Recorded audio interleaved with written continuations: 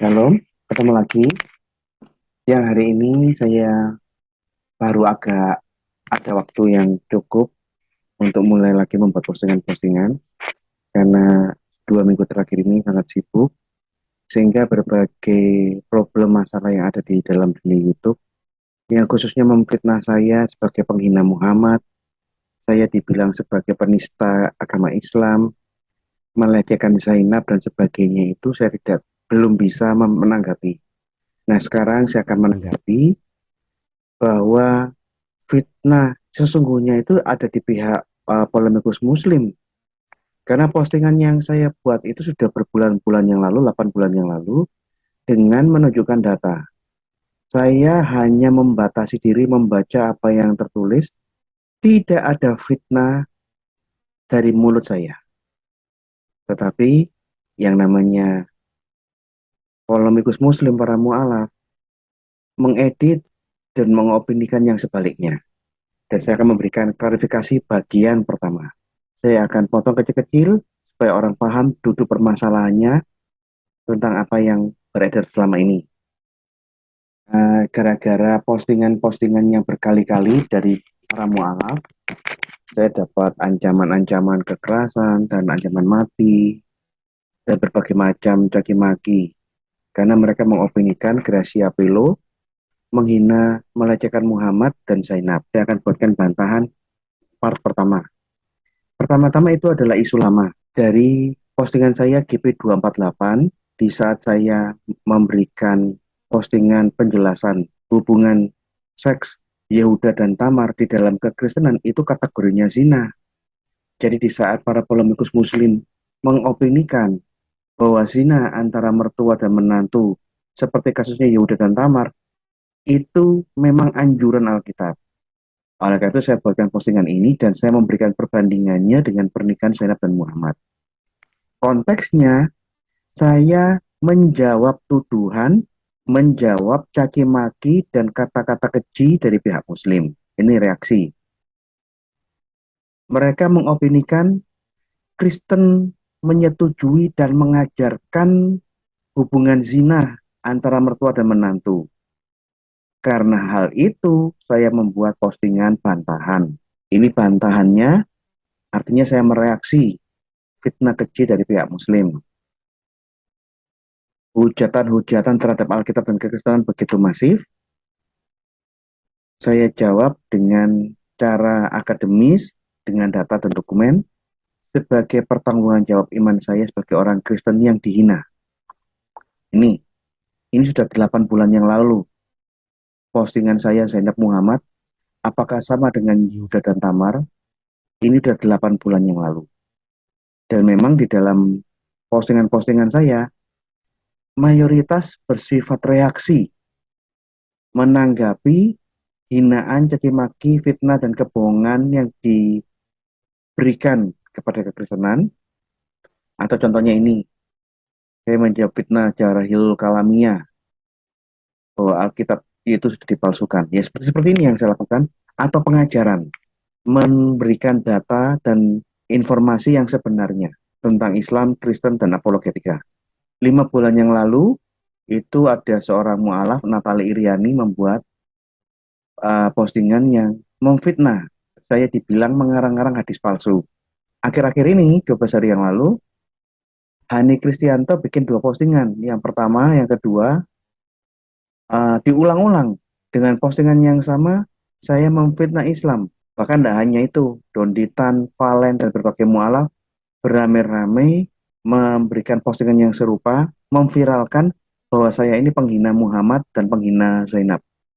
Yuk kita lihat Hari postingan saya. ini saya buat postingan mereaksi karena apa yang saya tampilkan mengenai perintah-perintah Muhammad kepada Sa'id bin Haritsah untuk melakukan penyerangan, bahkan di dalam peperangan di Hisma itu yang kemarin banyak perempuan yang tertawan dan diperkosa untuk apa namanya sebagai kompensasi lah buat laskar Muslim yang bisa memperoleh tawanan perang, dia berhak menyetubui perempuan yang ditangkap.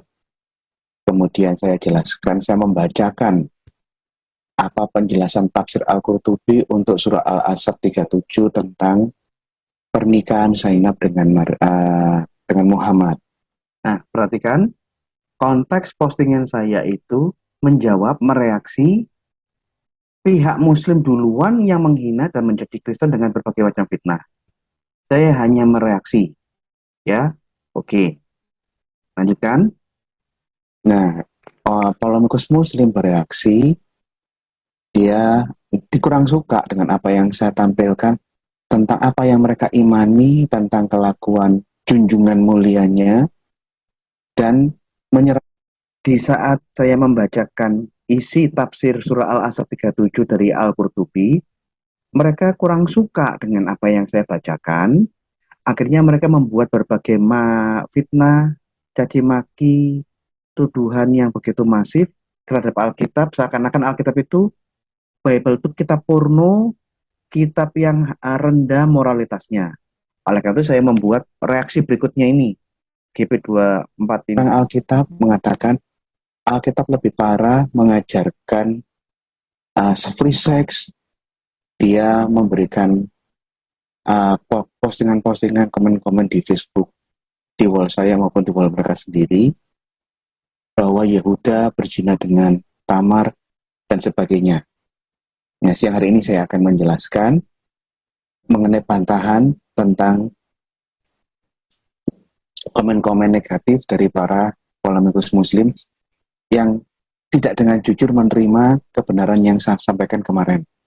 Jadi anehnya, di saat saya mereaksi dengan membacakan tafsir Al-Qurtubi, mereka jengkel dengan apa yang saya lakukan dan serangan dan fitnah terhadap Kristen semakin menjadi-jadi.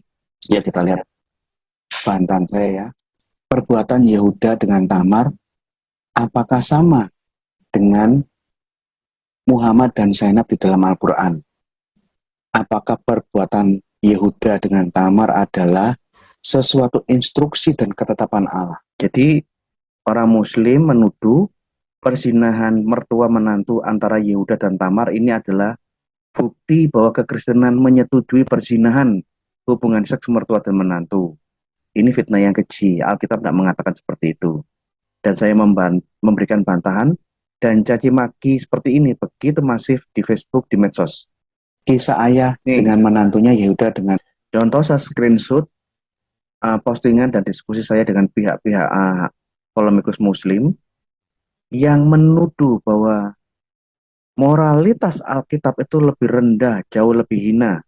Sehingga karena mereka ngomong seperti ini, saya meluruskan. Coba Yehuda bersetubuh dengan Tamar menantunya sendiri, lalu lahirnya Tuhannya Inyo. Caci-caci kayak gini terlalu banyak dan sangat-sangat umum di medsos. Dan untuk hal itu saya mereaksi perilaku dan kelakuan mereka. Yehuda anak Yakub, Yehuda menikah dengan binti Sua, memiliki anak Onan dan Sela, yang ketiganya laki-laki. Di dalam Kejadian 38 ayat 6-10, Yehuda menikahkan dengan perempuan bernama Tamar. Karena ini jahat di mata Tuhan, meninggal. Onan adiknya diminta untuk menggantikan. Diminta menggaul ini bukan diminta untuk kentu, begitu bukan. Di dalam adat Yahudi itu ada namanya pernikahan saudara. Jikalau kakaknya meninggal, belum meninggalkan anak, adik laki-lakinya harus menggantikan posisi kakak sebagai suami sambung untuk menurunkan anak. Begitu mereka punya anak sebagai suami sambung, anaknya itu akan dianggap anak kakaknya, bukan anaknya dia. Ini budaya. Jadi saya ingin perjelas ya, Onan diminta menggauli bukan berarti Onan diminta mengewek, bukan. Onan dinikahkan sebagai suami sambung, menggantikan posisi kakaknya yang meninggal.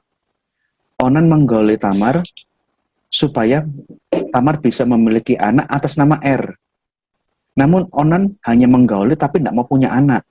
Tidak kepingin anaknya ini dianggap anak kakaknya. Akhirnya di saat Onan berhubungan seks dengan Tamar, spermanya dibuang di luar supaya tidak terjadi kehamilan. Tanpa akad, tanpa mahar, tanpa saksi wali. Nah, ini yang ingin saya tegaskan. bahwa memang di dalam tafsir-tafsir Quran dan hadis-hadis, pernikahan Muhammad dengan Zainab itu langsung terjadi tanpa saksi, tanpa akad, tanpa ijab kabul, tanpa wali, langsung disetubui. Tidak ada resepsi, resepsinya belakangan. Setelah dinaiki, digauli, baru setelah selesai bikin pesta. Kenapa? Saya sudah menikah. Kapan? Tadi. Nggak ada saksinya. Nggak ada. Allah kok. Allah yang menikahkan, saksinya Jibril. Loh, kan? Luar biasa. Ini kekhususan yang hanya boleh dilakukan oleh Muhammad. Yang lain nggak bisa seperti itu. Ini atas izin Allah. Jadi, tidak ada dosa sedikit pun menurut Islam atas apa yang dilakukan Muhammad. Perhatikan, saya membaca semua apa adanya, bahwa di dalam semua tafsir dan hadis, kasus pernikahan Muhammad dengan Zainab itu kasus khusus, dan itu benar atas izin Allah, atas ketetapan Allah, dan itu bukan dosa. Itu perilaku yang mulia. Itu suri toladan yang akhlak mulia dari Muhammad, nabinya orang Muslim, kepada umat Islam. Nah, saya sama sekali tidak pernah menghina siapapun. Saya membaca apa yang tertulis dan mengakui di dalam Islam itu benar. Ini perilaku yang mulia. Semuanya sesuai dengan ketetapan dan kehendak Allah. Ini benar dalam kategori Islam. Nah, jadi apa yang saya buatkan ini difitnah. Di saat saya membuat postingan ini, yang mereaksi pertama kali itu Endang Bambang, Endang Sunandar, Nandar. Kemudian entah kenapa postingannya dihapus. Kemudian Natali Iriani Mu'alaf mereaksi saya dengan mengebuskan isu bahwa saya ini pemfitnah. Kemudian Donditan Mu'alaf juga menganggap saya ini memfitnah. Saya ini menghina Muhammad, merendahkan Zainab, hadis palsu, saya ini penipu. Hani Kristianto berulang-ulang bikin postingan, termasuk Valen Mu'af yang kurtu lompat. Dulu dia Islam, ikut Kristen. Di Kristen, kalau nggak salah ya, ini yang saya informasi, kalau saya minta maaf. Di Kristen dia belajar di kelompok Yahweh, muridnya Lukas Sutrisno. Kemudian dia keluar dari kekristenan, dengar-dengarnya merapat ke Hindu, ke agama Brahma. Terus terakhir saya dapat informasi di YouTube, dia jadi mualaf. Dia bikin postingan, minta sumbangan dana dari semua orang Muslim untuk mencari Gracia Pelo penghina Islam, pemfitnah Muhammad, dan yang melecehkan Zainab. Ini yang dilakukan Valen, cari dana atas nama saya. Yang ingin saya kritisi siang hari ini satu, hak jawab saya dipotong-potong, diedit, kemudian dipelintir intinya, sehingga sayalah yang menjadi korban fitnah para mualaf. Saya yang mengakui hubungan seks antara Muhammad dan Zainab, pernikahan itu sudah benar dalam kategori Islam. Itu sesuai dengan kehendak Allah, ada ayatnya, sehingga tidak ada lagi yang ragu menikahi istri anak angkatnya. Itu perbuatan mulia. Diputar balik, sehingga di dalam postingan-postingan mereka itu banyak komen-komen, ingin pukuli saya, ingin bunuh saya ini halal darahnya, seret, mau menyeret saya di meja hukum dan berbagai macamnya. Intinya mereka dengan sengaja tidak menampilkan postingan saya secara utuh. Ingat ya, di dalam Islam, saya ulangi, Muhammad benar, dia mulia. Apapun yang dilakukan terhadap Zainab itu sesuai dengan ketetapan dan kehendak Allah. Bahkan itu menjadi hukum Islam. Halal seorang laki-laki muslim menikahi ex istri anak angkatnya. Ini firman Allah di dalam surah Al-Ahzab 37. Yang menjadi masalah, pernyataan-pernyataan saya yang membenarkan ini menurut Islam dihapus semua, dipelintir menjadi sebaliknya. Saya menista Muhammad, buat hadis palsu, mengarang-arang segala wah, caci maki, provokasinya luar biasa. Intinya mereka menginginkan saya dihabisi oleh orang-orang Muslim yang terhasut. Padahal di dalam postingannya Natali Iriani saya sudah buat komen. Kalau Anda merasa saya penipu, pembohong, fitnah seperti postinganmu, buat hadis palsu, silakan layangkan gugatan kepada Gracia Pelo saya akan datang menghadiri sidang gugatan dari pihak Anda. Saya yang buat postingan, saya akan bertanggung jawab atas apapun yang saya posting. Dan saya tahu saya tidak sedang menghina siapapun. Berbulan-bulan saya tunggu gugatan dari pihak mereka tidak pernah dilayangkan. Tetapi yang terjadi apa? Berbulan-bulan tidak ada gugatan yang dilayangkan oleh pihak Islam manapun, tetapi berbulan-bulan diopinikan saya pemfitnah Islam, saya penipu, pemalsu hadis, macam-macam kebohongan-kebohongan hoax yang mereka sebarkan. Padahal saya hanya membacakan tafsir Al-Qurtubi. Lah, menjadi masalah. Selama berbulan-bulan, kenapa kamu nggak melayangkan gugatan hukum kalau saya memang salah bersalah secara hukum? Tapi yang saya lihat berbulan-bulan selalu pihak mu'alaf menghasut, mengopinikan yang negatif saya. Menurut saya, kalau kamu nggak berani menggugat saya di hadapan hukum, tidak ada kesalahan saya secara hukum atas postingan-postingan saya, tapi malah kalian melancarkan fitnah-fitnah semacam ini, supaya orang-orang yang terhasut, entah melakukan kekerasan atau membunuh saya, malah bagi saya itu cara-cara yang tidak beradab. Saya, untuk yang kesekian kali, saya tegaskan, saya siap mempertanggungjawabkan postingan saya tidak menghina siapapun. Akibatnya, mobil saya, selain saya mendapat ancaman-ancaman secara pribadi, mobil saya digores, dikater catnya sehingga rusak catnya. Nah, kenapa kamu hanya marah-marah dan menghasut orang untuk menghabisi saya? Kenapa nggak langsung dimasukkan ke pengadilan? Dan di saat itu kamu dan saya berhadapan-hadapan untuk saling mempertanggungjawabkan argumentasi masing-masing. Ini lebih beradab, bro. Yang dilakukan hanya marah, menghasut, memfitnah saya berbulan-bulan. Ini saya ini punya mobil lama, ada orang yang kasihan sama saya diberikan dapat hibah, diberi mobil Honda tahun 86. Mobil saya itu sekitar hampir 2 meter digores dengan cutter ini yang saya alami. Ya. Jadi akibat fitnah yang berbulan-bulan terhadap saya, gara-gara postingan saya dipelintir, dipotong-potong, saya mendapatkan berbagai macam ancaman.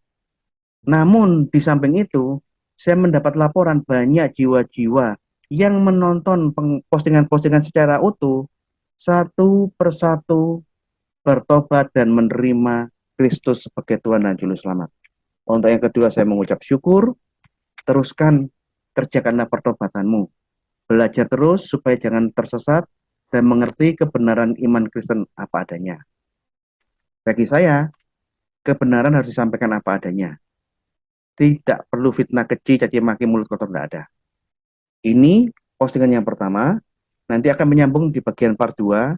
Saya akan tunjukkan berbagai tafsir-tafsir Quran.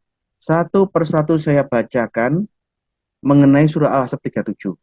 Saya, Gracia Pelo, sama sekali tidak pernah menghina Zainab, menghina Muhammad, dan menghina siapapun. Ingat, saya hanya membatasi diri, membacakan apa yang tertulis. Halo semua. Pada tanggal 8 Desember 2022, Bapak Gracia Polo ditahan oleh pihak kepolisian dan akan melalui proses hukum.